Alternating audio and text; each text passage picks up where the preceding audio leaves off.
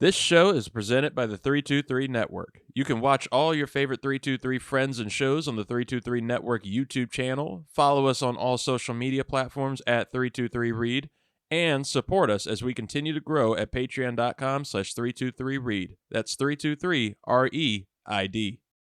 They pay Norvell too much money. They can't get from underneath him. No, that's your guy. Yeah. Oh, I love him. For better or worse, that's your guy. Through thick and thin is the best way to describe it, I would say. It's not a talent issue. It's a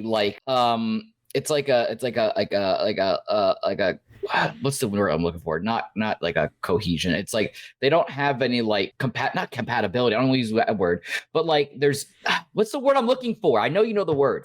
I don't know why I almost said collusion. Collusion, no. Not consistency. Is it consistency? No, it's like when people play with each other, when people play together for a long time, and it's like they don't have to think twice about like what's going on. What the fuck is the word I'm looking for? Oh, consistency? Not consistency. Oh god. Corn. Not camaraderie. Ooh, that's a good one though. That was close. That had to be close. I'm at the Google this. You know what? ChatGPT. ChatGPT would not let me know. What is that word? Not synergy. Ooh, that's a good one though. Commanders are 3-1. I know, isn't that great? That's the C word. Come. Yeah. Pause. I'm glad we weren't recording. Unless you are recording on their side. I am actually. Oh, you got it. Oh wait, I just had it. No. So I can see it like here now, where. Like before we get started, like I'll pop up. Someone punch you? Ooh, how's that feel? That's cute. It's where like I got beat up yesterday. Who beat you up? Like not just by like football. I got beat up by a weed whacker. What? Yeah. How'd that happen? It was scary times. I was like setting up and assembling a weed whacker because I'm a handyman. I'm handy. And I'm handy, but I'm not always the most common of sense to where like it tells me like, hey, go ahead, put the battery in, make sure the thing works. Everything, just turn it on. And I already unspooled the line for the weed whacker. And it comes with like, a little excess line, but there is a blade on a weed whacker on the safety guard that chops the line, as it goes. Mm-hmm. And I guess it's designed to do that and not like hit you if you're holding it the right way, like standing up outside and everything. But I'm sitting on the bed watching 60 Minutes as I'm assembling this thing and start it up a little bit. It does its thing, whacks. It only takes a few seconds for it to whack a piece of it off and shoot it straight back up and shoot this line as like fast as something could possibly fucking go right back at my face, like fucking slices up my nose and then like barely hits underneath my eye. And like in the second that it happened, like for a split second, I'm terrified. Because because my eyes were closed. I was like, oh my God, I just blinded myself. I just took out my eye. I'm going to have to wear an eye patch. Uh-oh. And then I realized I was actually looking and I was like, oh, okay, I'm just a little teary eyed because it hit underneath my eye. And I'm looking in the mirror and I remembered my friend Ray telling me years back, you got a little bit of jackass in you. Like, I know you would never do that show, but you have a little bit in you. I have a high pain tolerance. And so, like, when I saw it and I looked at it, I just started laughing. I was like, oh, that's crazy. Chemistry! Chemistry! Yes! That's the word I was looking for. That's the word. Chemistry! Yes! Yes! Yeah. Yes! Yes!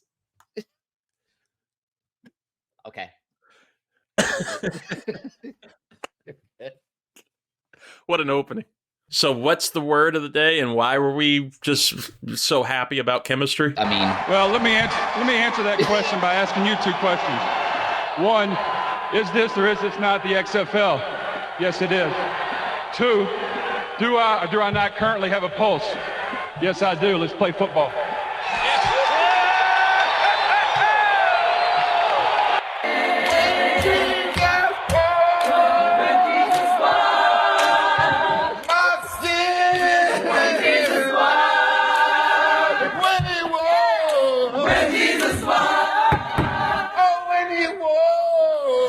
Jesus washed my sins away. Oh, happy day. Oh, happy day. Oh, happy day. Oh, happy day. Oh, happy day it is. Indeed, we are back. The Sunday Hangover's back on the 323. Jesus washed. Listen to that voice of the sweet Mark Sinclair, a.k.a. Vin Diesel. Uh-oh. Oh, no, says the host of the 323 College Shame Day, Scott Ellia. Um, I'm Reid Murphy, the host of the 323. What's happening? What's wrong? I don't want to start the show off in a bad way, but breaking news literally as of we speak right now, because I refreshed my ESPN page. Embattled MLB legend Pete Rose has died at the age of 83. What? It just broke just now. Well, damn. That's a start. Are they going to reinstate him now? I mean, I wonder, do you think they posthumously let him in now? Or like with the asterisk or something, like the conversation has to be there, or do they just forget about him now? Oh, do they just let it go? Man, Pete Rose, the hit king, rest in peace. Like what a legend of the game. I guess we can live memorialize and eulogize him right here. This is huge sports news. Pete Rose should be Hall of Famer. You would call him. He's one of the greatest hitters of all time in Major League Baseball, who was banned from the sport for what is, I guess it's, putting it in a light way, what is now allowed. So like, it's so promoted by sports now in gambling on sports. I don't remember if Pete Rose, maybe you might know better than me, if Pete Rose, he didn't bet on Reds games, did he? Like are you asking me like if he bet on the Reds while he was playing? Yeah, he didn't bet. I don't remember if that's exactly why he was banned from sport. Yeah, I believe like he admitted on betting on the Cincinnati Reds games, but it occurred after his playing career. It was more when he was like he was a team's manager, because he managed them like in the mid to late 80s. Right. And that's when a lot of that betting had happened. But he always maintained that like he never bet against the Reds. He always bet for the Reds to win. I mean, a hell of a career that Rose had. They call him Charlie Hustle, the hit king. He was the all-time MLB leader in hits with 4,256 hits, games played, at-bats, singles, and outs. He won 3 World Series, 3 batting titles, 1 MVP, 2 Gold Gloves, and the Rookie of the Year award. He made 17 All-Star appearances at an unequaled 5 positions, like 17 All-Star games, second baseman, left fielder, right fielder, third baseman, first baseman, and he won both of his Gold Gloves when he was an outfielder in 69 and 70. Now, this is where it came in. August 1989, his last year as a manager and 3 years after retiring as a player, Rose was penalized with permanent ineligibility from baseball amidst accusations that he gambled on baseball games while he played for and managed the Reds. The charges of wrongdoing included claims that he bet on his own team. In 91, the Baseball Hall of Fame formally voted to ban those on the permanently ineligible list from induction. And, it's awful. The dude loved baseball. And he's maintained that for years. And it has broken his heart for years and years that he can never get into the Hall. And, whether he makes it or not, Charlie Hustle is a legend through and through. Fantastic stories about not only is like in like baseball, but like one of the best stories I've ever heard was when he was on, I think it was on the Dan Le Batard show. And first of all, boo Dan Le Batard. But yay, Stugatz. We'll give him that. Pete Rose was on there, and he was talking about how he was gambling at a horse track, and he bet on this like real shitty horse who had super long odds, but he was just trying to make back the bet. Like all the money he'd already lost during the day. Somebody told him and convinced him like this horse will come in somewhere in the first 3 legs. And he's watching the race. Shitty horse is just pulling it off. It is like right up. He's coming in first. He's like nobody's getting past him. He's got a huge lead. This track is right next to like the woods and a wooded area. And out of fucking nowhere, a deer jumps out of the woods, runs onto the track, and runs right into the horse. And took the horse out. And Pete Rose lost everything on that track. Poor Pete. Poor Pete. We love Pete Rose. That's a sad one. You saw also, like, this is a day, and I don't know if you believe in this about how, like, especially with like celebrity deaths, The dying threes. Yeah, the dying threes. I don't know who the third was or if it hasn't happened yet, but NBA legend Dikembe Mutombo also died today at the age of 58. Unfortunately, Mr. No with the finger wag. One of the greatest shot blockers of all time. Dikembe Mutombo dies at 58, same day as Pete Rose, from brain cancer, unfortunately. He was a great ambassador of basketball, of the sport, of the league. And yes, very, very sad day in sports. Well, I got worried there for a second because they took a basketball one from us, they took a baseball one from us. So I had to Google Paul Tagliabue to do my Paul Tagliabue check, and he's still good. As of right now on Google, Tags is fine. I was legitimately scared when you had that expression at the start of the show. I could only think, I was like, oh my God, it can only be Paul Tagliabue. It has to be the Boo thing. Wow. What a oh, you know who the third was? Chris Christopherson. Oh yeah, he did. Yeah, singer and actor. He was in A Star Is Born and he was in Blade. One of my favorite lines. Catch you fuckers at a bad time. You know what? You're right. That is the third. All right, everyone else is safe right now. Everyone's safe. Tags is safe. That's what matters. What a start to the Sunday Hangover. Welcome, folks. This is our first Sunday Hangover of the season. We try to do these when we can. It's a very busy time of year, you know, little side hustles and all.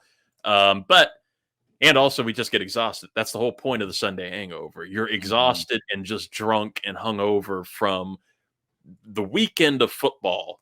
And this weekend of football in particular was a doozy. We recorded College Shame Day on Friday, and that was already a nuts. Like, that one was nuts between Miami and Virginia Tech. And how that went. Bled into Saturday, where, you know, I agreed with us. I still think Penn State, Illinois was a good game. I still think that was a fun game. Penn State won 21-7. You'll hear more about the recap on College Shame Day this Saturday. But I don't know. I think if we're tallying scores, and we can tally this week by week who won their game of the day, everything of where we go for the thing, ESPN might have got us on that one with Georgia, Alabama.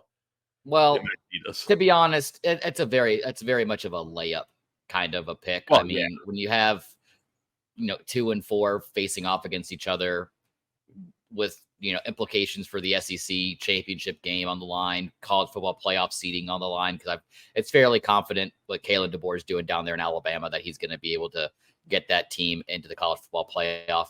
But this week's going to be a little bit more interesting. I'll tip my hand a little bit that College Game Day, they'll be traveling to the 10:30 p.m. kickoff game of Miami and California, and Reid hasn't opened up the wallet yet to send us out to California. So we're gonna have to try to stay as close to home as we can. That's a good tease. That's a good tease.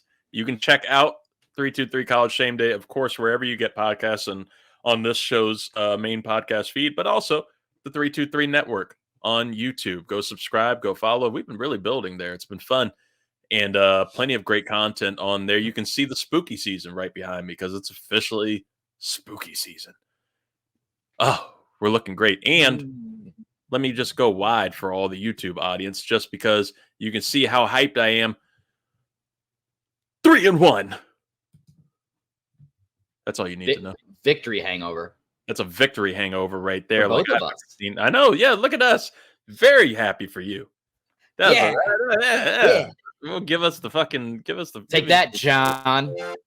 Oh, happy day. That every single time.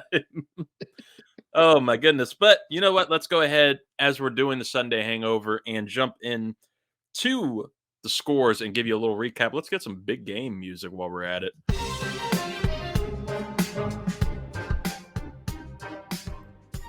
Yes, it was a wild weekend in the NFL, a wild Sunday. There's 2 Monday night games going on, and Will Levis is already doing his thing against the Miami Dolphins, which is being shitty and loving mayo.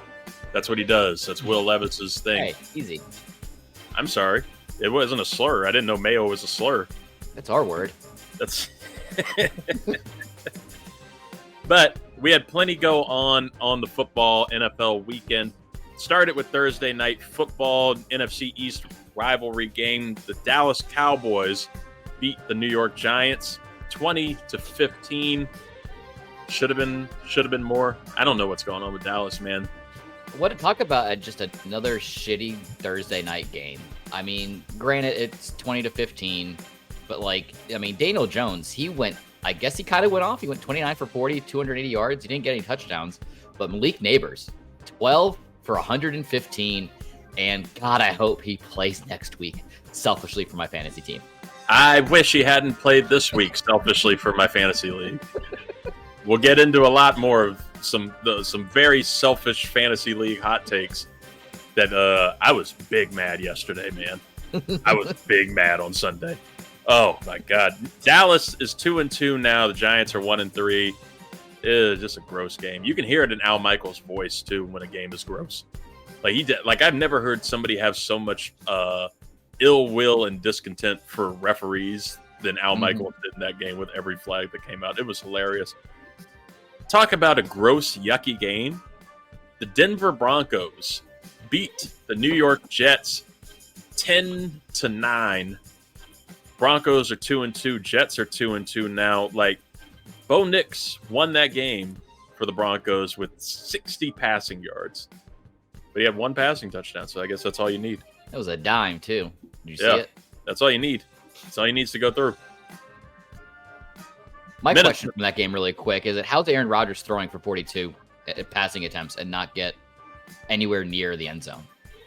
We're going to get into Aaron Rodgers in a little bit. Okay. We're going to get into Aaron Rodgers, and it might actually be on his side with this one, too. Things don't look good in New York. Wish Luis was here. He recently became a Teenage Mutant Ninja Turtle. We'll get more into that with him when he's on the show. We can make those jokes to his face. We can laugh about it because it's okay. Right. He's okay. That's all that matters. We love the guy. Minnesota Vikings. They beat the Green Bay Packers 31-29. Minnesota's 4-0 now. Green Bay is 2-2. Green Bay lost in spite of a 389-yard, 4-touchdown game from Jordan Love. And we say in spite because Love also threw 3 interceptions in that game. Minnesota was beating their ass in the first half. Green Bay made a big comeback. Look, a classic case of too little, too late, Scott. Yep. Tell me about it. New Orleans Saints and Atlanta Falcons. The Falcons, the Dirty Birds, they won that one 26-24 in Atlanta. Falcons Rise up, baby! Rise up! That's my guy. Falcons are 2-2 now. Saints are also 2-2. A lot of that in this league this year. Your Tampa Bay Buccaneers defeated the Philadelphia Eagles 33-16. Tampa Bay Buccaneers are 3-1 now. Eagles are 2-2. How did you feel throughout that game, Scott? I felt so elated. Especially because going into that game, all these, Philadelphia pundits are saying, Tampa Bay, watch out. Eagles are coming into town. The train stops now, and we're going to start, picking up speed from here. But I think from the very first quarter, you could just see a fire under Baker Mayfield's ass. I mean, he went 30 for 47, 350 yards, 2 touchdowns. Mike Evans is still doing Mike Evans things. He's just so consistent. That's a C word that I didn't need to rack my brain about trying to remember. But yeah, and I don't know what's happening in Philly right now, but they are scrambling and they need to make a change quick. That change might be the guy himself. The cheerleader that we know and love, Nick Sirianni. I don't know what the dude's doing. There's something's off with that team. It's the same thing as last year. It's shaky. I really thought Philly was one of the best teams in the league after week 1. And I don't know what they are. They're just a wet fart now, just a turd in the wind, according to Venom. Meanwhile, Cincinnati Bengals, they defeated the Carolina Panthers, got their first win. That was a must-win if I've ever seen one for the Bengals. Like, not only would you have dropped to 0-4, but it would have been to the Panthers. Get the fuck out of here. But they pulled it out. Bengals advanced. They are now 1-3. Panthers are also 1-3, but that still, to me, comes off as like a win for the Panthers. Offense looked good again. Andy Dalton, Red Rifle, can manage that team. I don't know if he's sustainable for an entire season. I wouldn't trust that at his age at all, but you know, the offense just looks more competent and is firing a little bit. Chuba Hubbard all of a sudden looks like a good running back. Like, it's wild to me how held up that offense was with Bryce Young. Sucks to see for him, but you know, progress, at least for Dave Canales. Team that's not making progress, Jacksonville Jaguars. 0-4 now. They lost to the Houston Texans 24-20. Texans are now 3-1. Texans have just completely shot past the Jacksonville Jaguars on the rebuild train. Jaguars should not have been this way. They were a playoff team just a couple of years ago under Doug Peterson. We have more to talk about in a little while with Doug Peterson. Don't you worry, folks. The Pittsburgh Steelers and Indianapolis Colts. Colts beat the Steelers 27-24 in spite of losing their quarterback, Anthony Richardson. And I've got shit for Shane Steichen later, too. So many teases all through this thing, Scott. Colts are 2-2 now. Steelers are 3-1. This also came in spite of a Justin Fields game where he threw for 312 yards and a touchdown. He looked great. But what are you going to do when Joe Flacco comes in, baby? Jose Flacco, he came in and he held that shit down.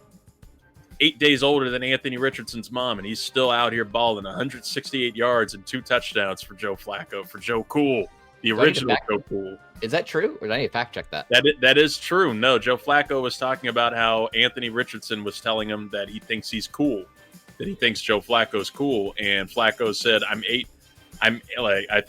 he said his mom is 8 days older than me. There's no possible way he thinks I'm cool. There's no possible way. Congrats to them. Chicago Bears.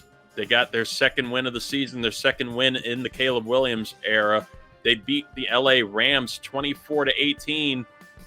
Bears are 2-2 now. Rams are 1-3. What's the issue in LA, Scott? We had high hopes for LA in our bold predictions for the preseason. What's going on? They're that team this year that the injury bug bit them hard to begin the season. I mean, this is very, drawing a parallel from the Ravens last season when it seemed like every week somebody else new got hurt. And those Super Bowl dreams and aspirations kind of just fizzled out. And I think that's what you're seeing in LA, especially since they got to compete with everyone in the NFC West. I think it's just, I don't think they're going to be able to maintain unless they get some of those key players back in the lineup and healthy again. It's rough times. You know where it's not rough, though? The District of Columbia, because the fucking Commanders, they beat the Arizona Cardinals 42-14. I was able to not care about the game with 4 minutes left, Scott. I haven't felt that way in years. Like, they handled their business. Jayden Daniels looked fantastic in that game. Commies are 3-1 now. They're 3-1. Cards are 1-3. Dude, I think I got a quarterback. I think you did. I think I got a quarterback.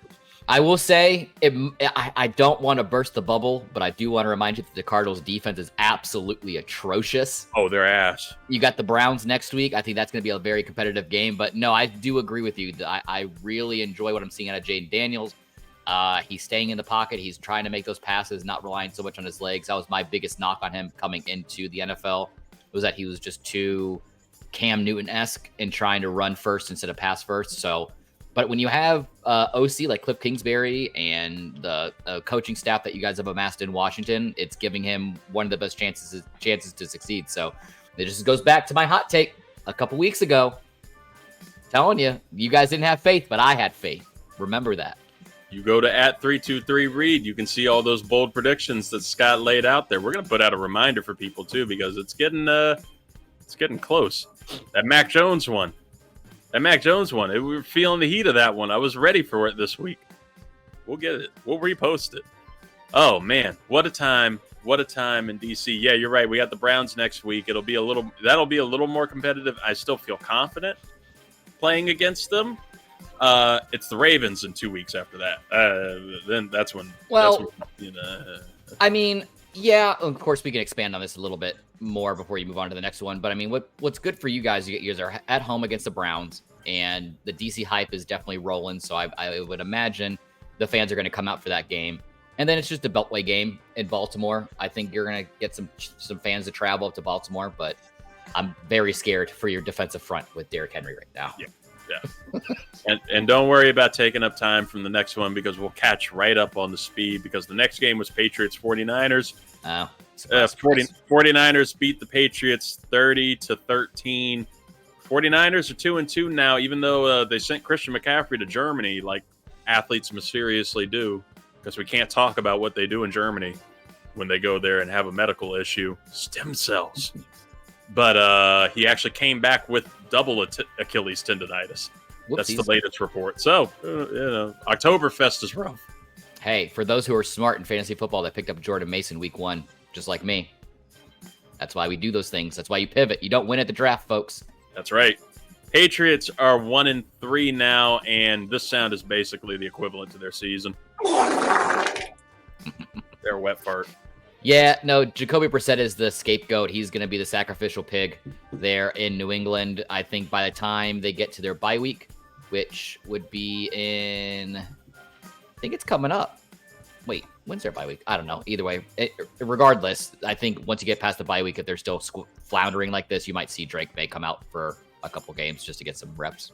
And I think the consensus going into the regular season too was a lot of first 4 weeks of the season are going to be rough, especially against the defenses that they would be playing against. And it's better to just go ahead and throw Jacoby Brissett out there on a team that's not ready yet than a quarterback who's also not ready and have him destroy his confidence. It's best for Drake May to just sit this first season. Right. Even more not ready.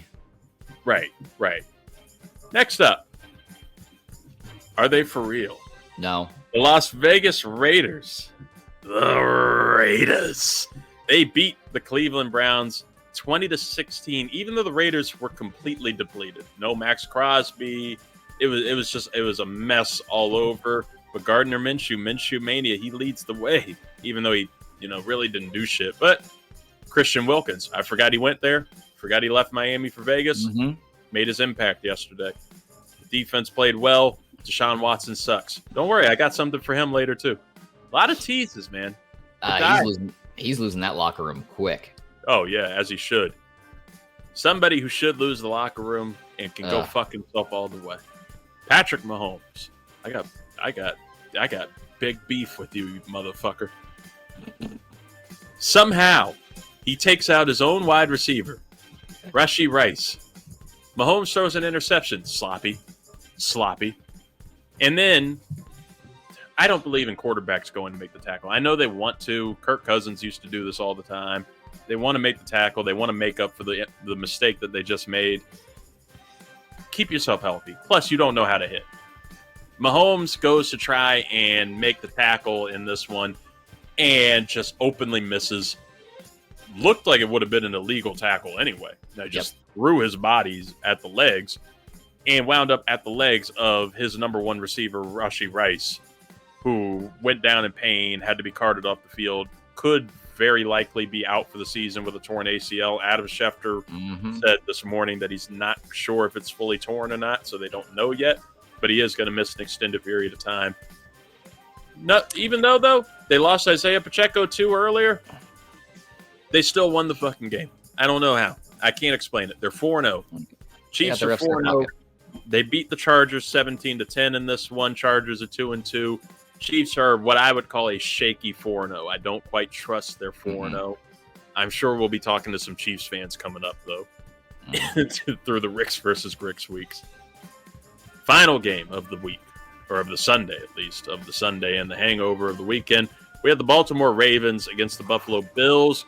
Ravens, they are awake. They have woken up. They beat the Bills 35-10. Bills are 3-1 now. Ravens are 2-2. Dude, I turned the game off and watched The Penguin on HBO Max, and I was perfectly content with it. Right after Derrick Henry just rips off a 78-yard touchdown on the first fucking offensive snap for Baltimore. Like he just goes down the sideline, and it never gets old, even when he's 30 years old, watching Derrick Henry at his size just completely outrun a defensive backfield. Like, that's special. That dude is crazy. And the Ravens look dangerous. I don't know how you feel about them, but I really do. Even though they're 2-2, I think that they are a top 3 team in this league. No, absolutely. And I think that's one thing that me and you spoke about, like in the kind of the lead up into the regular season, was, the Ravens, they kind of lacked that dominant extra rushing piece that they've I don't want to say luckily found, but I think a lot of people figure that Derrick Henry was going to hit that cliff like most running backs do. But when you pop off for 24 for 199, like, clearly there's still plenty of gas in the tank. And the good thing about that, he's able to prolong that longevity, especially in Baltimore, because they have played so many other weapons around that offense. I'm just wondering when the fuck Mark Andrews is going to show up. That's just my question. Oh my God, dude, that's been rough. Like, I don't know what happened with that. And Isaiah Likely didn't really do much outside of him too, but Mark Andrews not only didn't show up, he had one of the worst drops of the weekend. Like, that was like, just, I don't know what's happening there, but yikes. But they ain't worried about anything else. Zay Flowers showed up. Rashad Bateman showed up. Surprisingly. When's the last time you used those words together? You know which one I didn't think I was going to say? Justice Hill showed up. Like, holy shit. Still around? He's still around. He got a contract extension from Baltimore. Jesus Christ. That's your score recap from the NFL Sunday on this Sunday hangover. Man, what a fun weekend it was. And with that, we are going to bring out the good and the bad from the football weekend. We could talk pro, we could talk college. It could be a high school football game for whatever you know. But we're going to give you one good, one bad from each of us on what happened in the football weekend. And Scott, I'd like you to start this time. I want to give you the go ahead on your good and bad. I am going to give my good to the man that I backed off of this hot take because there was too many question marks. I needed to see them actually playing a game together for any kind of, notion of success. And that's the Minnesota Vikings. The Minnesota Vikings are now 4-0, and Sam Darnold is just playing like the man you thought he would be. I think it's crazy to think that he's only 26 years old. I think a lot of people forget that fact because he's been playing for the last seven seasons or so. That's so true. He's still relatively young. Right. And I think a lot of people miss that. And you got to think about how much experience that he's built up within the last couple of years with shitty ass teams. And now you put him on a team with, Jay Jettas and, Aaron Jones is just playing very, very well, especially coming over from the Packers. But on the season right now, he's posting about a 70% completion rating. He's knocking on the door at 1,000 yards already, 11 touchdowns, 3 interceptions. But like I said, everyone outside of Minnesota just was calling for this team to completely tank after losing J.J. McCarthy, their golden child that they drafted out of out of Michigan this past year. But their defense, I know they've only recorded 1 sack in this game this week, but they also forced 3 interceptions on Jordan Love, who's playing exceptionally well in Green Bay. I believe this game was kind of drawing comparisons to that Alabama-Georgia game as far as like the game of the week because of how much impact the outcome of this game has. But I am excited for what's going on in Minnesota. I'm going to keep a close eye on Sam Darnold and company and hope that they actually are able to edge it out and make a push in the playoffs. I actually missed that Alabama-Georgia game as a shameful shameful sports media person. I missed Alabama, Georgia, but I had a good time. I was at a festival in Fredericksburg, a concert festival. Ooh, Strange Fest. Shout out to Strange Way Brewing. Well, you know what, Reid? I had a better time than Alabama, Georgia. Well, you know what? And this is why I always tell people if there's any great, like really marquee games going on Saturdays and Sundays during the fall, like you just need to just open up your schedule. But even though you didn't watch it, you'll learn plenty about what happened and players to know from that game on this week's installment of College Shave Day. How about that? That's my promise to you, Reid. Look at that promo. We're professionals. That's your good. I like that. I'm happy for Sam. I'm with you. I'm happy for Sam Darnold, old Emmett Burkowski from the Lego movie. He's Emmett Burkowski. He's doing great. It's a really great story. We did predict he was the easy nod for the Geno Smith of the year for that like most improved player of the season. But yeah, it does really speak to not only getting to escape the New York Jets, but just And what the happens. Panthers. What happens when you like put a little love and a little tenderness and a little care into a quarterback who has had a rough go of it, and you surround him, you put him in a place where you have a Justin Jefferson and a Jordan Addison and eventually TJ Hawkinson. Aaron Jones has been having a great year, and it's a pretty solid O-line there. Like he's good to succeed, and this is going to help him and the Vikings going into next year once JJ McCarthy's ready. And you can either try to keep Darnold for another year, but he could also be like great trade bait or just get himself a huge contract. He'll be this year's Matt Flynn. Oh He yeah. just balls out and gets a contract, some random ass team. Gets a big ass contract, benched week 1 for the rookie, and then disappears at an Oasis concert.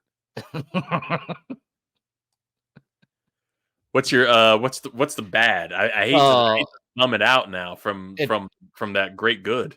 No, the bad is the Jacksonville Jaguars. They are playing just absolute atrocious football. I mean, they're posting barely at 280 yards on the total offense. I think that's like bottom 5 to 8 this season. And then their defense isn't any better. I mean, I think they're in that shitty air. Like how much they're. I think the stat I saw was like 370 or 380 yards on average allowed per game on their defense. Dougie P is looking like duddy shit right now. Like, I don't know what's going on there. And as each week goes by and as each loss happens, it's further instilling my belief at the beginning of the season that Trevor Lawrence will be benched for Mac Jones unless Mac Jones is traded off to, like, say, the Miami Dolphins. Yeah, that was an interesting rumor on there. I don't know how I'd feel about that. Mac Jones giving him Tyreek Hill and Jalen Waddle, compared to whatever the hell it was that he had in New England, could make him better, but he just strikes me as a, whatever. He's as much of a Pro Bowler as Tyler Huntley is on that team. So I could see, I still really could see Trevor Lawrence getting benched for Mac Jones, but it's like a last deep fight by Doug Peterson. He's just so mid. He's just such he's just he's not gonna. I think, and this is the conversation we've had time and time again. This is why the draft capital that you spend overinflates your perception of a player. He was drafted 1 overall in that draft. Yeah, he was considered a can't miss. He was like one of those Andrew Luck can't miss generational quarterbacks. Right. So we're on season 4 of the Trevor Lawrence experiment. This is season 5. Is this season 5? 1 was his first season. When was his first season? 2021. This is with Urban Meyer. Yeah. So first season went 3-14. Second season they went 9-8. Last year they went 8-8 in the 16 games played, and right now they're 0-4. It's like, yeah, he puts up decent numbers as far as stats go, but like stats are stats. If they don't translate into wins, then what are you doing at that point? Which is wild, and it brings up like my question there, because you don't we do hype up quarterbacks pretty often, especially going into these drafts. But there are very, very few that are called like can't miss, like these cornerstone piece quarterbacks. And Trevor Lawrence was that for from high school. He was crowned that in high school, and he had looked great all through college. And what is it that happened? Is it just he got to that shitty of an organization where, especially that first season with Urban Meyer, where things are just so chaotic and shitty that it just destroys all confidence and all competence? and it's hard to recover from that.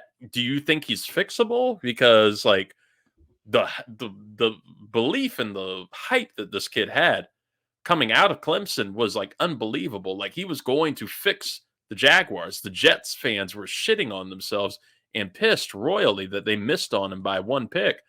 Like what can happen here for Trevor Lawrence?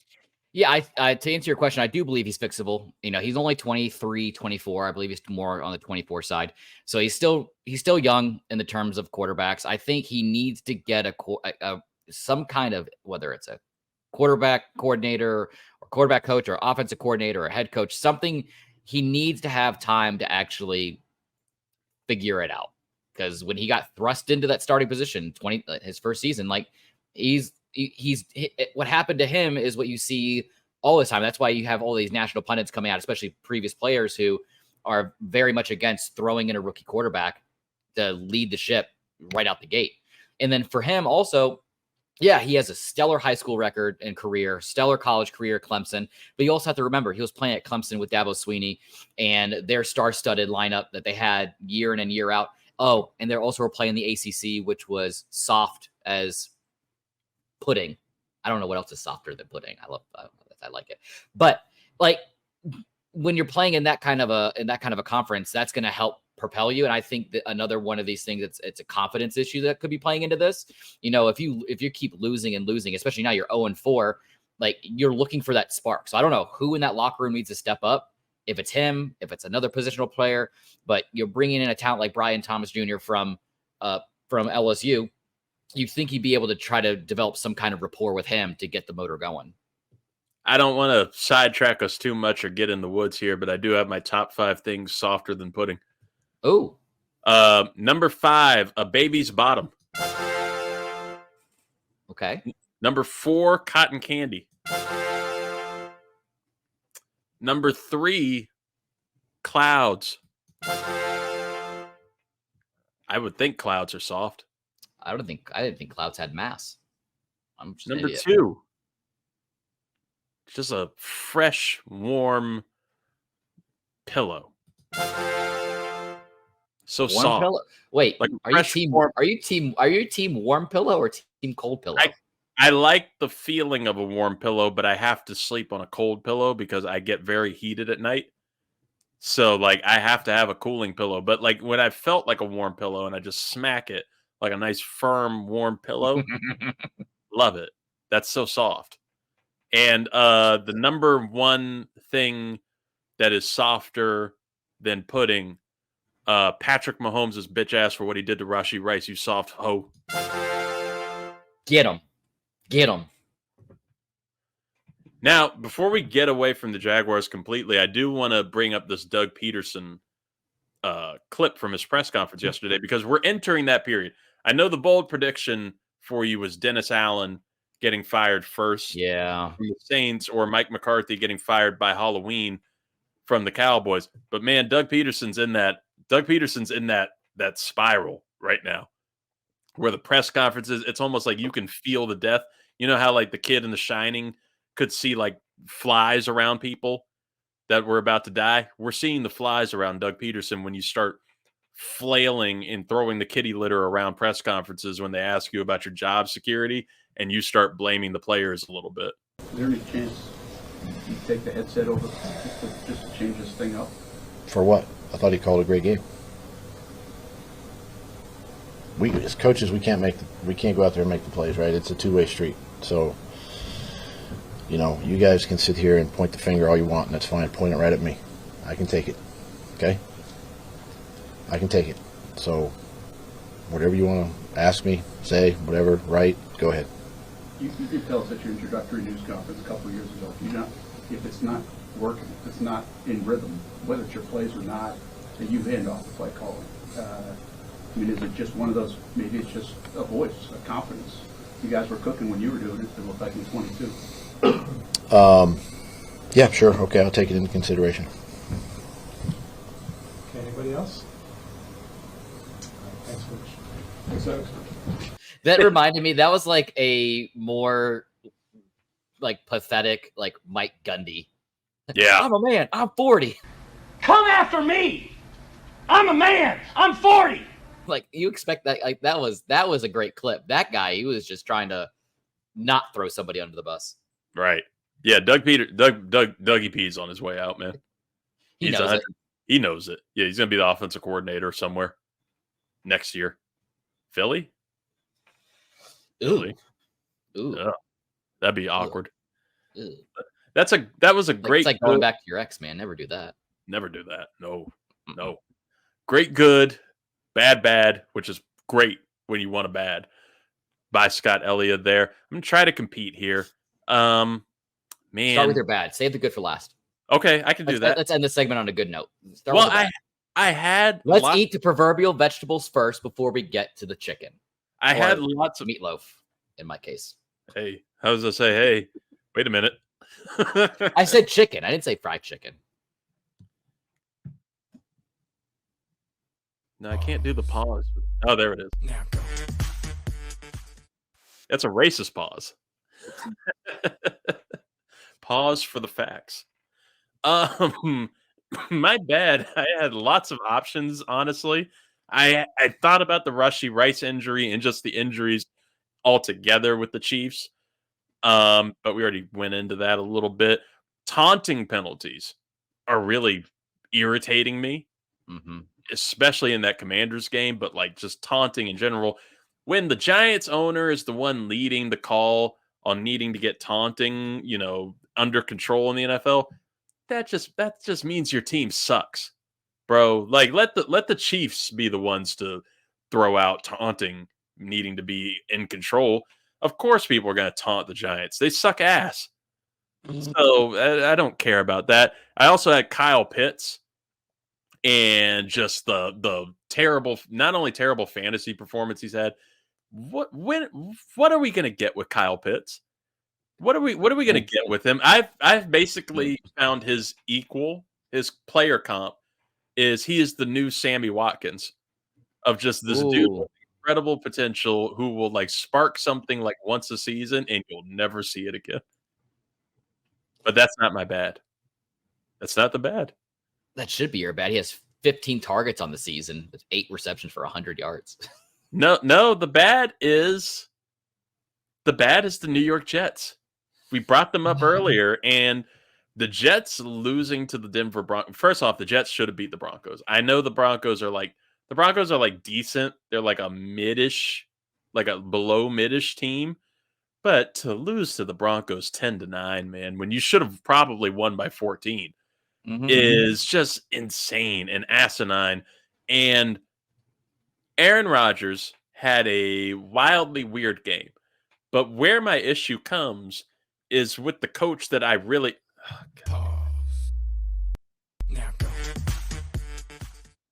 and it came hard, is where the coach that I really enjoyed and have loved and wanted to succeed in Robert Saleh, just he's doing the Doug Peterson shit now too, because Aaron Rodgers was supposed to save him and save his job. And now it's showing that even with Aaron Rodgers, you can't really do it. And it's all these different things where, it's either bad play calling or lack of accountability or hiring Nathaniel Hackett. And it's not working out. And what Robert Saleh does yesterday is they had 5 false start penalties at one point. Ooh. And Saleh blamed Aaron Rodgers' cadence on this and saying that, maybe we need to change up the cadence. Maybe we need to lower the volume a little bit, that it's getting these guys jumpy. Aaron Rodgers has had the same cadence for 20 seasons now. Like, I don't like the guy. I think he's a douchebag. We've talked a lot of shit about Aaron Rodgers, but the dude has had the same cadence for 20 seasons that has worked perfectly well in Green Bay and had no issue. In fact, he became like the king of getting defenses to jump. And he would have that annoying ass shit where he saw the offsides and he still like launches it back and gets a touchdown out of it because he just has a free throw at that point. And he's a king of that because of his cadence and his delivery and doing the 19 down, like that shit, and getting them over. Jets players, their O-line is jumping off of that. And Salah's blaming Rodgers' cadence for it. I think Aaron Rodgers had the perfect rebuttal for it yesterday in his press conference. The cadence specifically, Robert said that might be something you guys have to dial back a little bit. Is that something you think could potentially help the situation? It's one way to do it. The other way is hold them accountable. I mean, we haven't had an issue. We've had one false start. Morgan had one false start, I believe, until this. So, you know, it's been a weapon. We use it every day in practice. We don't, you know, we rarely have a false start. And to have, I don't know, 5 today, it seemed like, 4 or 5. Yeah, it seems like an outlier. I don't know if we need to make mass changes based on, you know, kind of an outlier game. And he's not wrong. He's not wrong, I don't think, to call him out at this point. You know who's going to outlive who on that damn team. Yeah. Like, Rodgers is going to be there longer than Salah, and we're just – what are we braced? Like, the Jets are so – like, it's irritating because there's so much talent on that defense, and you have Aaron Rodgers, albeit 41 years old, but still has that Aaron Rodgers mind and the mastery of the game where he can lead the offense at least decently well. You have this dude, Braylon Allen, looking like Breece Hall when Breece Hall is out there looking like what Braylon Allen probably should look like. I don't know what's going on with that team. It feels like we're on the verge of Nathaniel Hackett being the interim head coach at some point this season, which can't be good. Won't possibly be good. And then you're leading the offseason with probably unsure of Aaron Rodgers even being there, but trying to rebuild your team again and rebuild your coaching staff and your GM probably through Aaron Rodgers, a 41 to 42-year-old Aaron Rodgers. And I just think it's a really shitty situation for the Jets and Jets fans. And yeah, it sucks. It sucks. They suck. Sorry, Luis. It's not good right now. There's no hope. I don't see it. You know where there is hope, Scott? It's in my good. The good. The good, baby. The good. And you know who the good is. The good are... the fucking Commanders! Ah! Yes. It's not just the Commanders giving me hope. Because I could have gone with Georgia, Colorado, or Georgia and Alabama. I meant Colorado and their win over UCF too, which is all something. This is I know, yeah, because I got Travis Hunter takes for you on Saturday's edition of College Shame Day. I got plenty of takes there. Yeah, He's back on the Heisman watch. We'll talk about it Saturday. But I want to talk about not just the Commanders bringing back a spark and a light and a hope to DC and DC sports fandom that hasn't been there since 2012. And actually feels real and sustainable with a little bit of timidness. But it's just the fact that we're getting sports stars in DC again. Or we're on the verge of this new Mount Rushmore of young DC sports stars where we can get the new fucking whatever it is, the artist painting on the side of a bodega in DC of a mural. A mural is what the word I was looking for. We're learning so many words this episode. we had a mural back in 2012 or 2013 where it was like RG3, Bryce Harper, John Wall, and Ovi on the side of Ben's Chili Bowl because we were really feeling it. It was feeling hype. There was actual hope in DC sports and all of the teams to be really good and fun. And when that happens, DC is a fun ass city to see with sports. It's been miserable for years since. But now we have the potential where Jayden Daniels could be a bona fide superstar for the Commanders in leading the charge here in DC sports. The Nats, they went through the monkey's paw curse of winning a World Series and have since been shitty since. They lost Juan Soto, which honestly, I don't miss him. I didn't really miss him that when he left. And just sold every other piece of the team from there in order to start rebuilding and building a new, younger, cheaper roster that could compete for a World Series eventually. We're getting that with young stars like Dylan Cruz, and just plenty of people who are coming up through the ringer on the Nats. And hey, right here in Fredericksburg with the Nats with the Fred Nats, who just won a championship. Congratulations to them. But you got Dylan Cruz, you got Jacob Young. Like there's a lot going for the Nats. Then you have the Wizards. Shitty. They just got the French dude whose name I'll learn in time, but I don't need it this season because they'll be shitty again. And hopefully, this is where my projections come in, Scott, for this mural. Because this mural will be 2 years from now. And it'll be Jayden Daniels, Dylan Cruz, Cooper Flag. We're getting Cooper Flag. We're getting the White Hope. He's coming. I thought you were going to say Jordan Poole. He's in the bodega. He's running it. Owns it. That contract owns it. Plenty of money to own it. Congrats to him. And then, of course, on hockey, it'll be the same in 40 years. Alexander Ovechkin, like Ovi will just be there. Ovi will be here for 4 years. But I will say this, and somebody will say, "What about the women's teams? What about the Mystics?" I want to say this right now, as respectfully as I possibly can, because I love the WNBA. I've been loving it this season. Shout out to Caitlin Clark. She's been killing it. But shout out to somebody else who DC could have had. As I respectfully say, fuck the Mystics. Because the Mystics, I know who they drafted a good player, but you know who we passed up on? Who was right there? Angel fucking Reese. We passed up on Angel Reese. We could have had that star already. She already would have been there. She's from LSU. She's from Maryland. She's from Maryland. She played at LSU. She was there at the same time as Jayden Daniels. Like, we could have had so much synergy. It would have lifted the Mystics up. I know that you were like, they're like, well, this player's probably got a better statistical grade and has a better projection to do this. Angel Reese is already a star. Nobody's thinking about the Mystics in DC. You all just got moved out of your own stadium. You had to play at Cap One Arena. You were like, oh, this is the biggest game of our franchise. You know why? Because Caitlin Clark was on the opposing team. That's why. We could have had it. We could have had Angel Reese there playing at Cap One every night. But no, they want to suck. So the Mystics, you go over there. You go to the 7-Eleven. You don't get to be on the bodega. You go over there with DC United, who got rid of our boy Yao. Shout out to Christian Yao. Yao. I don't know where he went. I don't even know where his sound went. We just found it. Everything's gone. Yao. Found him. He's in Germany now.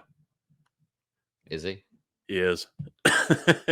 Oh. But I'm hyped. I'm hyped for the rest. My good kind of turned into my bad of a rant against the Washington Mystics. But go everybody else. And go women's sports. Go the WNBA too. I still support the WNBA, just not the Mystics. What an ally, folks.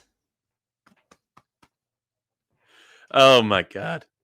Hey, that's our good, that's our bad from the football weekend. But there's still a little bit more to get to, right?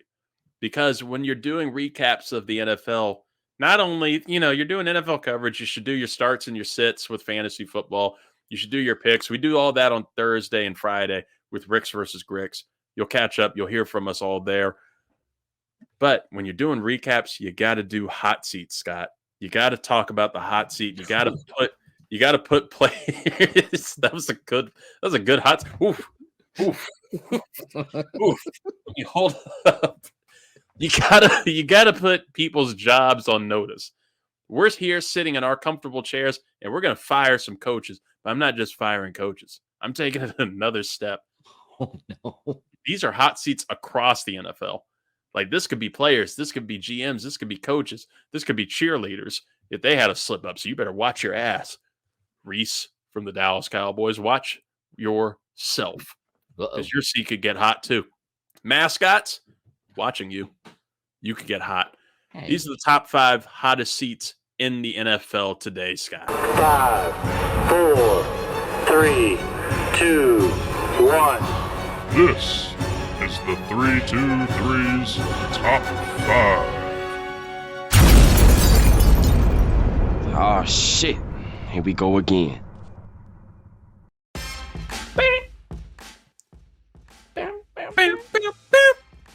Yes, this is the top 5 hottest seats in the NFL, according to me. Reid Murphy on the 323 Sunday Hangover. I got a couple of OLIs here, Scott. Okay. OLI, it's not quite on there yet, but I don't know. As this Monday night game goes on, with Yeah, the I'm watching that. Titans, Will Levis is on my hot seat watch, just on the OLI. He's not there yet. It's like lukewarm. The seat isn't hot yet, but he's had one of those games. Mason Rudolph is in there right now. Will Levis threw an interception almost instantly going into the game. He's been very openly shit on by his coach for a couple weeks too, which is a little hard to see. But you gotta do what you gotta do. The only thing with Will Levis is, one, he has personality, and the Titans have nothing going on for them. Yeah, you might as well just suck with Will Levis and all of his Hellman's commercials. Hey, easy. I'm sorry. Careful. I like mayo too. I put it on a BLT. That's half of me. That's the half that you can see on my phone.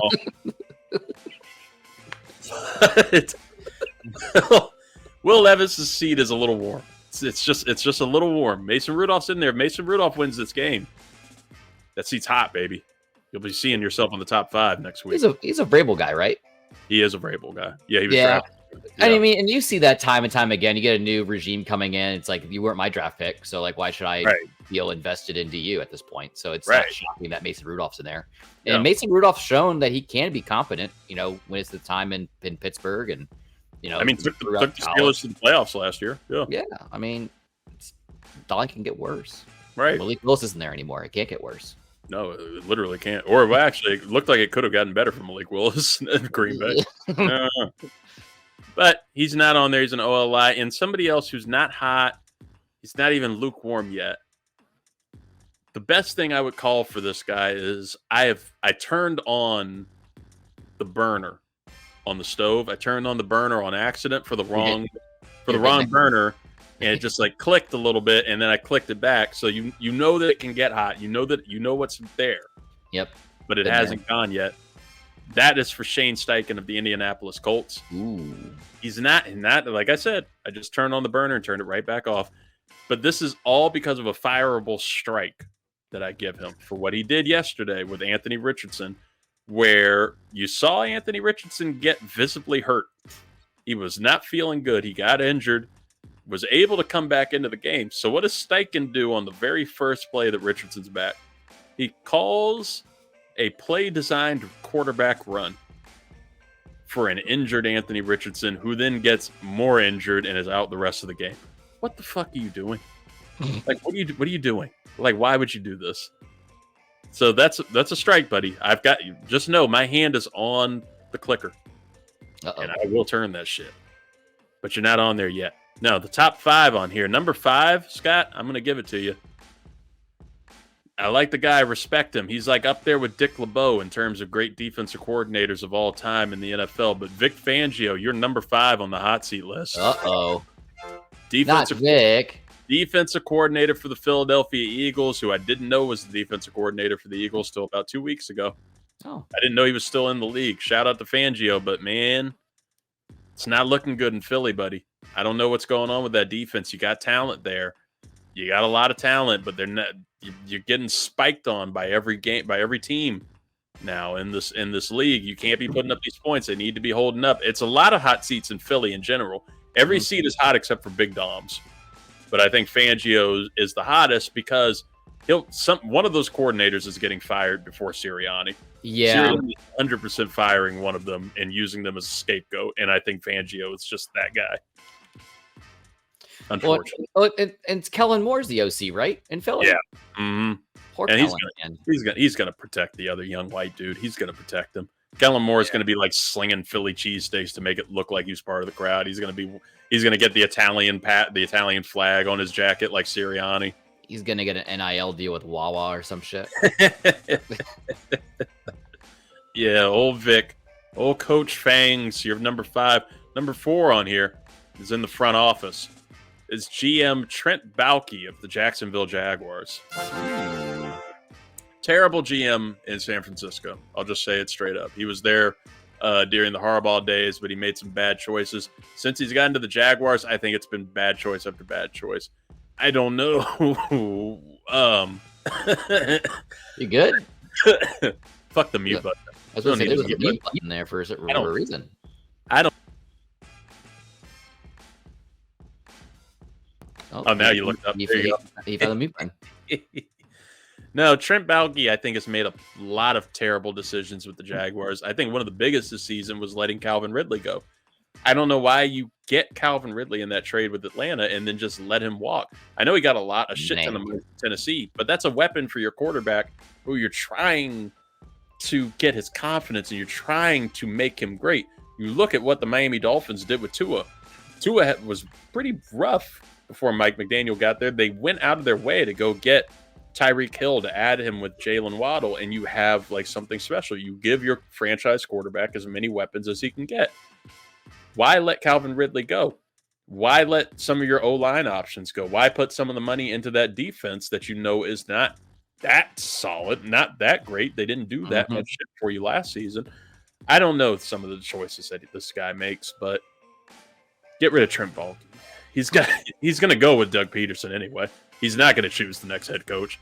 Shad Khan's pissed at everybody. He's number 4. Number 3, your favorite, Scott, our favorite at Gus's, quarterback Deshaun Watson of the Cleveland Browns. Fuck that dude. Any other place, any work environment, he'd be fired. Just for the accusations alone. But not only with the accusations, you have terrible performance at work. He is not performing well. He is making common mistakes. He just had one of the most recent quotes where he's an athletic quarterback, right? He's a run style quarterback who, when asked by reporters, are you going to try to run the ball a little more? Are you going to try to do more quarterback design runs? What's his answer? I'm not a running back. Like, what the fuck? Like, what? And he talks with all this confidence of knowing that his contract is guaranteed and they can't get rid of him. Like, they would have to untouchable HR issues. He is. And they just have to bankrupt their team to get rid of him. It's a sad sight. He needs to be fired. He's got a hot seat. I know you said the locker room's turning on him. That was a. You found it, folks. For those in the business, that was a soft cue for Scott to talk while I choke. And he gave me a nice nod on the audio platform. Number 2, we talked about him a little bit. Number 2, number 1, you're gonna know it. The number 2 hot seat in the NFL, Robert Saleh of the New York Jets. Aaron Rodgers is coming for your ass, buddy. It's Hackett season. Number 1, who is it, Scott? You know who it is. Kevin Stefanski. Doug Peterson. Although Kevin Stefanski, I don't think that he should be on there. We've talked plenty about Doug Peterson. We know where he's going. It's a hot seat there. Kevin Stefanski is an interesting one in Cleveland because I don't think that this is his fault. I don't think that what's happening there is naturally his fault. I mean, everything else, even with the GM, like the Deshaun Watson trade and signing was bad enough, but like everything else on the Browns to me is impressive. I like that team overall. I like Kevin Stefanski as a head coach. He's a 2-time coach of the year with Cleveland. And I don't think it's his fault, but unfortunately, you're right that he might wind up getting, the scapegoat severed head treatment for Cleveland, a franchise known for perpetual bad decisions, to try and make this Deshaun Watson thing work and then have Watson pick the next head coach who will be like fucking Brian Flores or something. Right. I was just about to say, if you're the Browns front office and you're looking at it from 1,000-foot view, it's like, who can I get rid of? I can't get rid of Deshaun. I can get rid of Kevin. You know, even though, they signed him. What was it? He just signed that extension not too long ago. Him and the general manager, Andrew Berry, they signed an extension, I want to say, over the summertime. But it's it could happen. I mean, there's no massive, I'm sure there's a buyout somewhere in there. Like you said, 2-time AP Coach of the Year there in Cleveland. It's just, someone's got to go, and it's going to come down to who's going to be the cheaper option. I'm convinced that coaching and front office extensions mean next to nothing when it comes to firing, because it seems like coaches get these extensions just to avoid bitching out. But I never see a coach do a holdout. I would love to see a coach holdout from a team for a new contract, just like Brandon Ayuk did. Listen, and I'll just real quick with the Browns, their schedule does not look fun for the rest of the season. Like you said, they're at Washington this coming week. Then they're on the road again against the Eagles. And then they're at home against the Bengals, Ravens, Chargers, Saints, Steelers, Broncos, Steelers, Chiefs, Bengals, Dolphins, Ravens. Do you even see them going 500 over that span? No, I don't. Like, I truly this don't. schedule is scary. Now that we're 4 games, and this is the same drawing parallel to College Shame Day, that like I don't like trying to rank teams, and I like trying to wait a couple weeks to feel out where everyone's at. But like now that we're a month into the NFL season, it's just like at the beginning of the year, yeah, some of these teams I would say these are very winnable games. But now, I mean, the Steelers are catching fire, and you have them around Thanksgiving. And then you play them again 2 weeks later, and then you still have 2 individual games on the road against the Bengals and the Ravens pushing into the playoffs. So it's like this is a very scary schedule for them. And it's one of those things where, Baltimore started off slow, but they've woken up. Like they are looking like the Baltimore we were predicting them to be. Pittsburgh is seemingly better than we expected them to be with Justin Fields now at quarterback. Fields is outperforming all expectations. And Cincinnati is 1-3. But there's still Joe Burrow and Jamar Chase and T. Higgins and Trey Hendrickson on the other side. Like it's still a formidable enough team that do you trust Deshaun Watson and his performance and work ethic against that? Right. And like you made a point earlier in the show. I forget what team you mentioned it about, but they're 4-0 right now. And it's kind of like a sneaky 4-0. Like they really shouldn't have it, or 3-0, whatever it is. But with the Bengals, like they're 1-3, but I don't have them as a 1-3 team. Right. Like the Joe Burrow and Cincinnati, they've traditionally year in and year out have always started slow, and they eventually catch a fire later on as the season goes on. It's a very well-rounded team.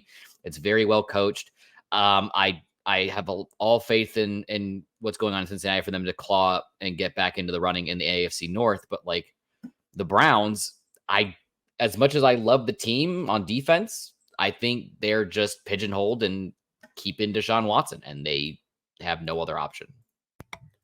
It is a wild situation.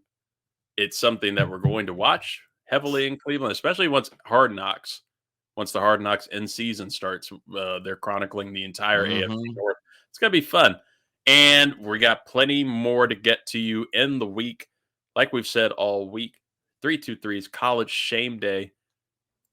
That's back Saturday morning. Every Saturday morning, you can check out Scott's incredible mind for college football. He educates me right there on the spot. We got a lot to talk about there. We have Ricks versus Gricks. That'll be Friday. Every Friday, you get Ricks versus Gricks, our picks, and the Keyshawn Butte Memorial betting slip. A nice finger in the air from Scott Ellia. First of all, there was a little bit of a pause there where you're trying to describe where that finger was going. So I got very scared where it was happening. For fans of the show that have been well versed in what's going on over College Shame Day, there's a certain giveaway, a monthly giveaway going on right now, where you can win your very own $25 Fanatics gift card to get your own swag. And I promised everybody that the winner will be announced every month at the very first show of the month. And Reid, what day is Saturday? That's the first Saturday of the month. It is. So, folks, we will be announcing the winner of that $25 gift card. So make sure to, subscribe, like, comment, share, get those entries in there for a chance to win your own Fanatics gift card, because right now it looks like it's heating up between a couple individuals, one of which where I don't think he's allowed to win because he's tied to this network. So thank you, sir, for all the likes, but I don't think I can give it to you.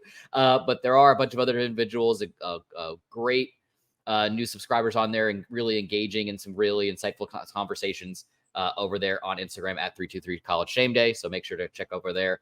Or else, sorry, you have to wait till November. Oh, well. Look, he's not eligible, but he's damn sure trying. So get in there, get that prize. It's a great prize to get to. Easy to do, too. Easy to submit yourself for. Go for it. It's going to be a great time. Hey, I want to thank Scott Ellia for being here. No, wait. Which way do I point? That way. I want to thank Scott Ellia for. Yeah, there we go. There we. Boop. For being here as always on the first Sunday hangover of the year. Oh, we're gonna get more of these in. Ricks versus Gricks, of course, is going to be Friday, like we said. College Shame Day presented by the 323 Network on Saturday morning before all of your college football slate. Man, you were pissing people off from Miami. Good, fuck them. And you know what? And it wasn't on the show. It was on TikTok at 323 Reid on all the social media. You can go to at 323 Reid or at 323 College Shame Day to check out exactly what Scott is saying to piss you off and some awesome graphics and takes going through the week. We thank you guys for listening as you always do. This has been very fun. And of course, we will talk to you with that crowd hoarder of likes and subscribes, Zahir Ali, on Thursday for Ricks versus Gricks. We'll get you Luis Martinez's picks too. In the meantime, folks, stay safe. And what do you say, Vin Diesel? Oh, happy day.